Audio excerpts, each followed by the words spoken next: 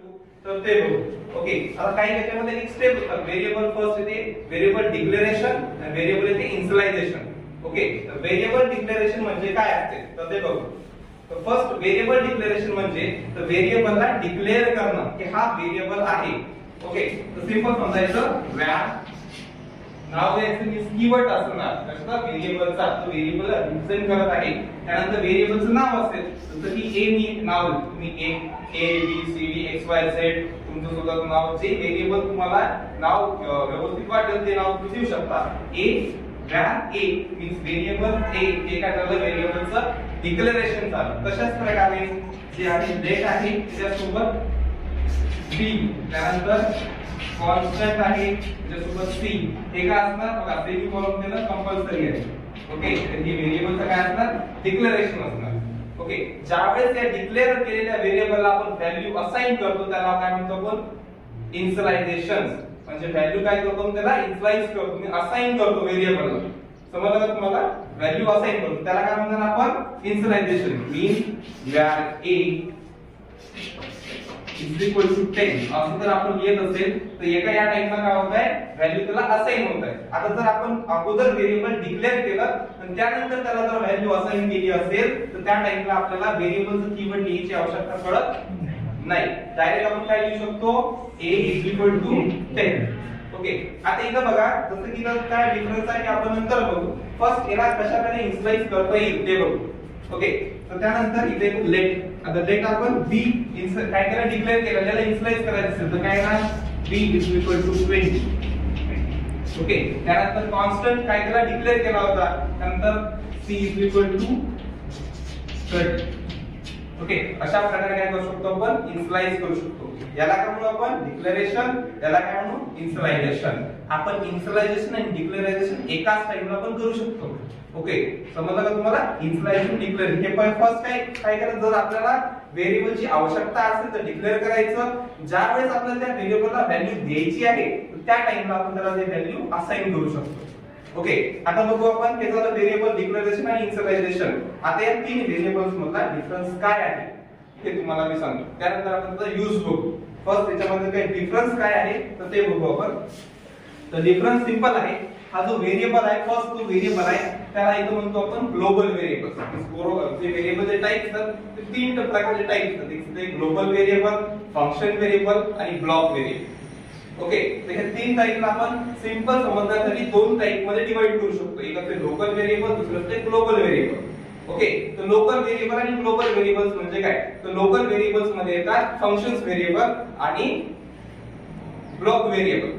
Okay, ती simple समजा तर var जो आहे var ला आपण लोकली काय करू शकतो यूज करू शकतो. ओके, मीन्स एंटायर जेवढं पण आपलं वेब पेज असेल त्या वेब पेज मध्ये कुठेही त्याला आपण यूज करून काय करू शकतो कॉल करू शकतो प्रोग्राम मध्ये. तर कशा प्रकारे कॉल करता येणार जसं की फॉर एक्झाम्पल आपण लिहितो स्क्रिप्ट त्यानंतर इथं लिहिणार आपण var a is equal to 10. Okay, त्यानंतर तर आपल्याला वाटत असेल जिथं प्रोग्राम एंड होत आहे तिथं आपण डायरेक्ट लिहू शकतो. ओके, डॉक्युमेंट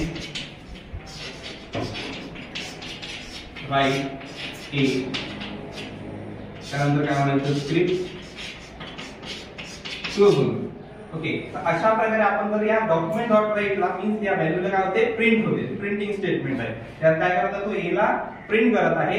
या कंडिशनला काय होत आहे var a याला आपण या स्क्रिप्ट मध्ये कुठेही कॉल करता येईल. स्क्रिप्ट आहे ना याला कुठेही म्हणजे एखादा फंक्शन असेल एका ब्लॉक ऑफ स्टेटमेंट असेल तिथेही सुद्धा या var व्हेरिएबलला काय करू शकतो कॉल करू शकतो. मी त्याचा यूज करू शकतो म्हणजे a जी व्हॅल्यू आहे ती आपल्याला वापरता येणार. आता कशा प्रकारे व्हॅल्यू वापरू शकतो आपण जसं की तुम्हाला मी मॅथमॅटिकल एक एक्झाम्पल दिलं होतं. काय दिलं होतं a + b is equal to okay c. अशा प्रकारे आपण एक एक्झाम्पल सॉल्व्ह करू शकतो.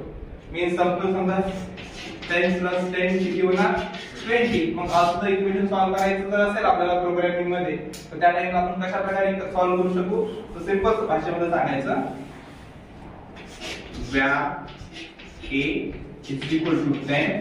ओके, सेमीकोलन त्यानंतर var b is equal to 10 त्यानंतर var c is equal to फक्त व्याचा काय असणार डिक्लेरेशन. ओके, व्हॅलची व्हॅल्यू आपण नंतर असायचं. ओके, किंवा आपण असा पण प्रकार देऊ शकतो is equal to a plus b. Okay, त्यानंतर याला आपण काय करणार आहे math document dot write c ची व्हॅल्यू प्रिंट होणार. हे सगळं स्क्रिप्ट मध्ये असणार. ओके, मीन्स a ची व्हॅल्यू काय आहे 10 आहे, b ची व्हॅल्यू काय 10 आहे. त्या दोघांचं काय होणार ऍडिशन होणार. ती व्हॅल्यू c ला काय होणार असाइन होणार. सिंपल. ओके, हे झालं आपण काय यूज करतो आपण याचा व्हेरिएबलचा आपण अशा प्रकारे यूज करतो. आता जर सपोज आपण हा जो व्हेरिएबल आहे याला तर आपण ग्लोबली जर काय केलं असेल डिक्लेअर आणि इनिशियलाइज केलं गेलं असेल तर स्क्रिप्ट मध्ये तो कुठेही यूज करू शकतो. ओके, हे व्हॅर कारण याला काय म्हणतो ग्लोबल व्हेरिएबल म्हणतो. त्यानंतर इथे लेट आणि कॉन्स्टंट. लेट जो आहे तो एका ब्लॉक ऑफ स्टेटमेंट साठी यूज करतो. समज तुम्हाला एका ब्लॉक ऑफ स्टेटमेंट साठी जसं की फॉर एक्झाम्पल आपण इथे काय करत आहे एक फंक्शन क्रिएट करत आहे. ओके, फंक्शन त्यानंतर फंक्शनचं नाव देतो आपण जसं की कोपा हे नाव देतो फंक्शन. ओके, कर्ली ब्रॅकेट इथे येते एका असते ब्लॉक ऑफ स्टेटमेंट असते ते एका ब्लॉकच्या अंदर यूज केलं जातं. ओके, यामध्ये आपण यूज करतो late a is equal to 10.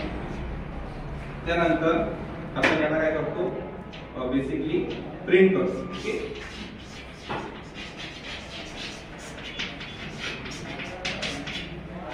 Document dot write a. त्यानंतर या ब्लॉक ऑफ स्टेटमेंटला क्लोज करून द्या. ज्यावेळेस या फंक्शनला रन करणार त्याच वेळेस ती व्हॅल्यू काय होणार एक्झिक्यूट होणार. समजलं का तुम्हाला? ज्यावेळेस मी या कोपा या फंक्शनला काय करणार एक्झिक्यूट करणार त्याच वेळेस जसं तुम्ही इथे लिहिणार कोपा अशा प्रकारे फंक्शनला रन करते स्टेटमेंट लिहिणार त्याच वेळेस ही डॉक्युमेंट डॉट राईट ची व्हॅल्यू काय होणार प्रिंट होणार. तशी होणार का नाही. त्यानंतर या व्हॅल्यूला मी बाहेर जर प्रिंट करायचा प्रयत्न करतो तो बाहेर प्रिंट करता येणार का नाही. म्हणजे या जो व्हेरिएबल जो स्कोप आहे ओके या व्हेरिएबल जो स्कोप आहे स्कोप मीन्स त्याचा जो इफेक्टिव्ह एरिया आहे तो काय असणार या कर्ली ब्रॅकेट मध्येच असणार. ओके मीन्स लेट a ची जी की 10 व्हॅल्यू असणार या कर्ली ब्रॅकेटच्या अंदरच राहणार. बाहेर जर आपण त्याला जर डिक्लेअर करतो म्हणजे किंवा प्रिंट करायचा तर प्रयत्न करतो म्हटलं तर आपल्याला एरर येणार undefined. Okay a is a undefined variable असं आपल्याला एक मेसेज आपल्या कॉम्प्युटर स्क्रीनवर किंवा जो कन्सोल मध्ये असते त्याच्यामध्ये आपल्याला पाहायला मिळेल. असं एरर आपल्याला मिळेल. ओके याला काय म्हणतो आपण फंक्शन.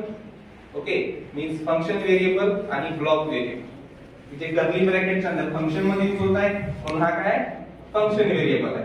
ओके याच व्हेरिएबलला जर ब्लॉक मध्ये जसं की इफ एल्स स्टेटमेंट मध्ये यूज करत असेल तर ते काय होणार ब्लॉक व्हेरिएबल. ओके याला आपण सिंपल भाषेत काय म्हणतो लोकल व्हेरिएबल. कारण की याचा स्कोप काय असतो लिमिटेड असतो. ठीक आहे समजलं ना.